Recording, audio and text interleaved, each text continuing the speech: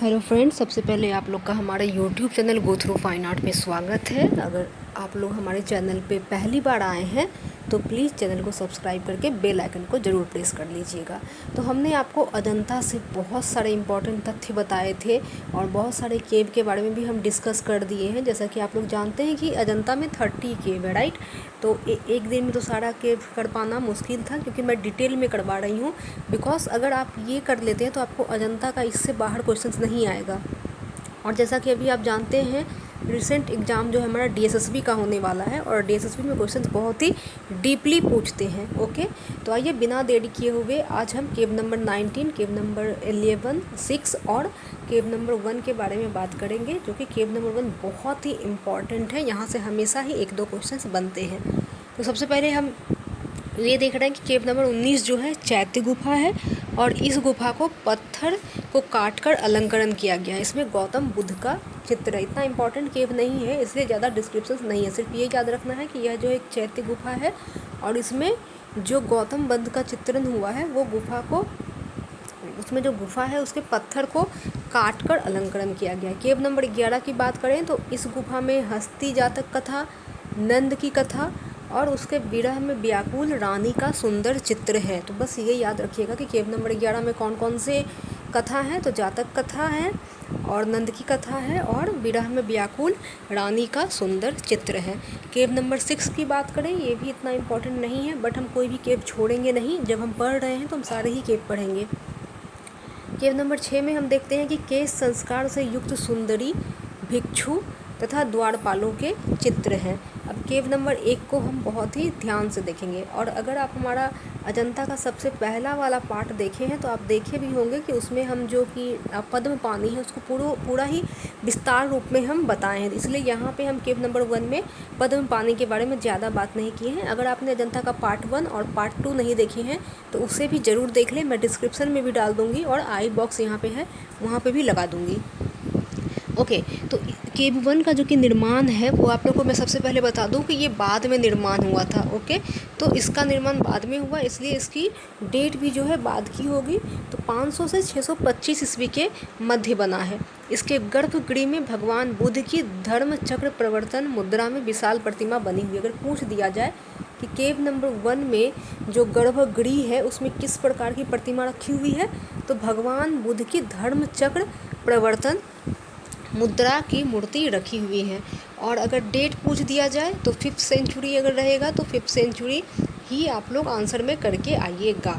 Okay, फिर है इस गुफा में बहुत सारे महत्वपूर्ण चित्रों का अंकन है, जैसे वज्रपाणी तथा पद्मपाणी बोधिसत्व, महाजनक जातका, मारा विजया, अवलोकितेश्वर बोधिसत्व, सीवी जातका, नृत्य वादन इत्यादि। तो इसमें से अगर मैं बताऊं तो सारे ही इंपॉर्टेंट है। फिर भी अगर बहुत ज़्यादा हम देखें तो वज्रपाणी, पद्मपाणी, माण विजय और साथ में ही साथ अवलोकितेश्वरा बोधिसत्वा से हमेशा ही क्वेश्चंस आते हैं। बट ये चारों तो आपको एकदम रट के याद होगा, बट आप महाजनक जातक, सीवी जातक और नृत्यवादन ये तीनों भी याद कर लीजिए।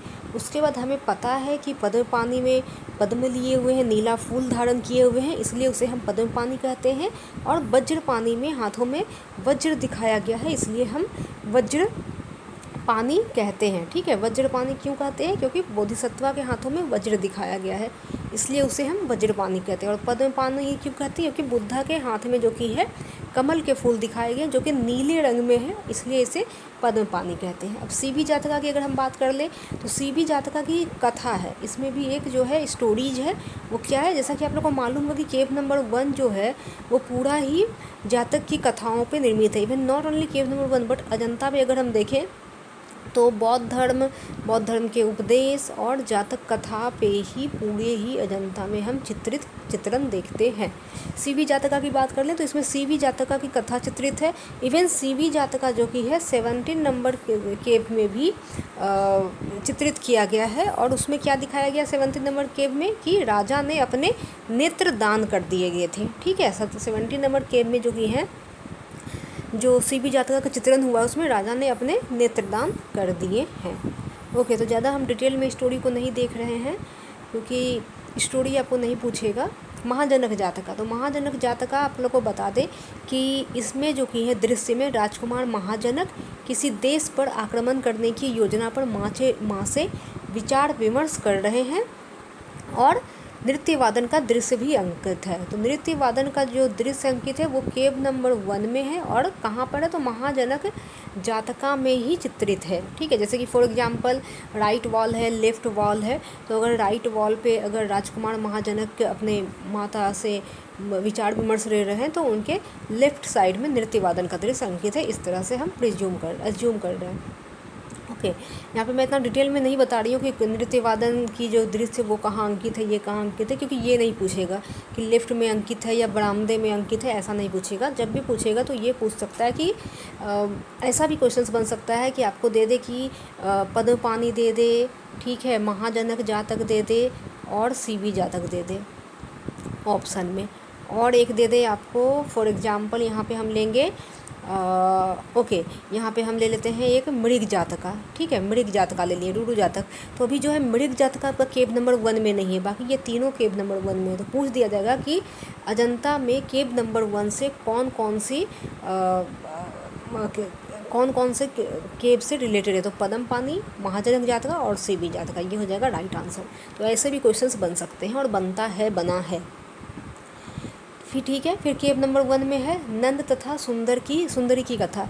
इसमें जो की है दिखाया गया है कि एक रानी जो की है वो बहुत ही उदास है और अन्य महिला से बात कर रही हैं, और इसमें दिखाया गया है कि दासी श्रृंगारदान लिए खड़ी है। तो थोड़ा सा मैं स्टोरी बता दी हूँ ताकि वैसे भी आप याद रख सकते हैं। अब लोकितेश्वरा बोधिसत्वा, तो यह आपका भित्ति चित्र है, और बता दूं कि जो भी भित्ति चित्र अजंता में दिखाया गया है वो आपका टेम्परा मीडियम में दिखाया गया है, और ये टेम्परा जो होता है क्या होता है, ड्राई फ्रेस्को होता है। यहाँ पे हम वेट प्रोसेस का यूज नहीं करते हैं, तो ये भी याद रखिएगा। ठीक है, और मैं एक और वीडियो बना रही हूँ, अजंता का लास्ट पार्ट होगा आपका 4th पार्ट, जिसमें हम महत्वपूर्ण तथ्य यानी कि महत्वपूर्ण तथ्य में हम अजंता के सारे ही ऑब्जेक्टिव टाइप के क्वेश्चंस लेके आएंगे।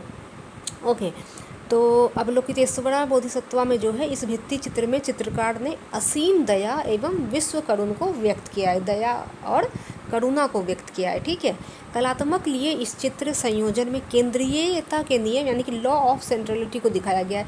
ये क्वेश्चन जेएसएस में पूछा भी गया था कि अजंता के केव में किस तरह का सेंट्रलिटी का यूज हुआ है, तो लॉ ऑफ सेंट्रलिटी का यूज हुआ है। अजंता के केव में कौन से परिप्रेक्ष्य का उपयोग हुआ है, तो अजंता के केव नंबर 1 में हम देख सकते हैं कि बहुउद्देशीय यानी कि मल्टीपल पर्सपेक्टिव का यूज हुआ है, यूनानी पर्सपेक्टिव का यूज हुआ है। ये सब हम महत्वपूर्ण तथ्य में बात करेंगे। ओके, तो ये ज़रूर याद रखिएगा कि अगर पूछ दिया जाए कि अजंता के कला में कौन सा संयोजन या फिर कौन सा नियम का उपयोग हुआ है, तो लॉ ऑफ सेंट्रलिटी को ज़रूर याद रखिएगा। फिर केव नंबर 1 में ही आपका नागराज सभा का चित्र अंकन है, जिसमें कि नागराज शंखपाल, ये सब भी अजंता के केव नंबर 1 में ही है, बट इसको हम डिटेल में नहीं देखेंगे, बस एक बार आप याद कर लीजिएगा सारा चित्र को। तो नागराज शंखपाल जातक नागराज शंखपाल जातक एक में है, नागराज शंखपाल जातक। ठीक है, चंपा जातक श्रावस्ती का चमत्कार यानी कि मिराकल ऑफ श्रावस्ती, बैलों की लड़ाई यानी कि बुल फाइटिंग, महाजनक का वैराग्य, चींटियों के पहाड़ पर सांप की तपस्या, चालुक्य राजा पुलकेशिन द्वितीय के दरबार में ईरानी राजदूत चित्रित है। ये सारे जो मैं बताई हूँ ये सारे ही आपके केव नंबर 1 के चित्र हैं, तो याद रखिएगा। अब माण विजय जो कि बहुत इंपॉर्टेंट है केव नंबर 1 का। ठीक है, माण विजय अभी क्या है, यहाँ पे बहुत लोग कंफ्यूज हो जाते हैं क्योंकि केव नंबर 1 में भी माण विजय है और केव नंबर 26 में भी माण विजय है। ठीक है, तो जब भी अगर एग्ज़ाम में ऐसे क्वेश्चंस आएँ तो कोई भी अगर आप एक भी लगाओगे तो भी आपका सही होगा और 26 भी लगाओगे तो भी सही होगा। ऐसे वाले क्वेश्चंस को क्या होता है, इस क्वेश्चंस को गलत माना जाता है, बट कभी कभी इनको गलत ना मानते हुए अगर आपने केव नंबर 1 लिखा है तो भी सही मान लेते हैं और केव नंबर 26 लिखे हैं तो भी सही मान लेते हैं। अदर मान लीजिए केव नंबर कोई 5 लगाया है, केव नंबर 4 लगाया तो उसको गलत मान दिया जाएगा और ये दोनों ही आंसर को सही माना जाएगा। तो वहाँ पे कंफ्यूज ना हो कि आपको जो भी उस समय क्वेश्चंस के हिसाब से लगे। अगर वहाँ पे पेंटिंग की बात हो रही है, एक मैं क्लू दे दूँ, अगर पेंटिंग की बात हो रही है तो केव नंबर 1 लगाइएगा और अगर स्कल्पचर की बात हो रही होगी तो केव नंबर 26 लगाइएगा। ओके। तो मारा विजय में जो की है, इसमें भगवान बुद्ध वज्रासन मुद्रा यानी कि भूमि स्पर्श मुद्रा में बैठे हैं और बोधि वृक्ष भी चित्रित किए गए हैं जिसके नीचे बैठकर उन्हें ज्ञान की प्राप्ति हुई थी। अब क्या है माण विजय, देखिए कंफ्यूज मत होइएगा क्योंकि केव नंबर 26 में जो माण विजय है उसमें महापरिनिर्वाण को दिखाया गया। तो अगर महापरिनिर्वाण रहेगा क्वेश्चंस में तो आप केव नंबर 26 ही लिखिएगा, एक मत लिखिएगा। फॉर एग्जांपल इस तरह से क्वेश्चन आ जाए कि मारा विजया कौन से केव में है, ठीक है। अब वहाँ पे अगर केव नंबर 1 और केव नंबर 26 रहेगा तभी आपका दोनों ही सही होगा। बट अगर वहाँ पे ये क्वेश्चन आ जाए कि महापरिनिर्वाण कौन से केव में है, तो महापरिनिर्वाण जो आपका है वो आपका केव नंबर 26 में है, ना कि केव नंबर 1 में। तो क्वेश्चंस को ध्यान से पढ़ के आंसर कीजिएगा। तो फ्रेंड्स, अगर वीडियो आप लोग को हमारी पसंद आ रही है तो प्लीज़ आप लोग से नम्र निवेदन है कि वीडियो को लाइक करें, अपने दोस्तों के साथ उसे शेयर भी करें, और कोई भी क्वेरीज हो तो आप बेहिचक कमेंट कर सकते हैं। हमारी ईमेल आईडी डिस्क्रिप्शन में मेंशन है। किसी को नोट्स परचेस करना हो तो हमें ईमेल करके वहाँ से आप नोट्स ले सकते हैं। और प्लीज़ अपना फीडबैक दीजिए, मैं आप लोग का फीडबैक के लिए इंतज़ार करती हूँ कि किसी भी तरह का अगर आपको कुछ भी लगे कि चैनल में ये होना चाहिए या ये टॉपिक पढ़ाना चाहिए तो आप मुझे ये भी बता सकते हैं। तो आई थिंक कि आज के लिए इतना ही है। हाँ, तो आप लोग इन्हें अच्छे से देखिए। और मैं फिर से कह रही हूँ कि अजंता का जो है हम पार्ट 1 और पार्ट 2 अपलोड कर चुके हैं, उसे ज़रूर देखिए। और ये आपका तीसरा पार्ट है और लास्ट पार्ट आपका आएगा 4 पार्ट, जिसमें हम महत्वपूर्ण तथ्य बताएंगे कि कौन से रंग का यूज हुआ है।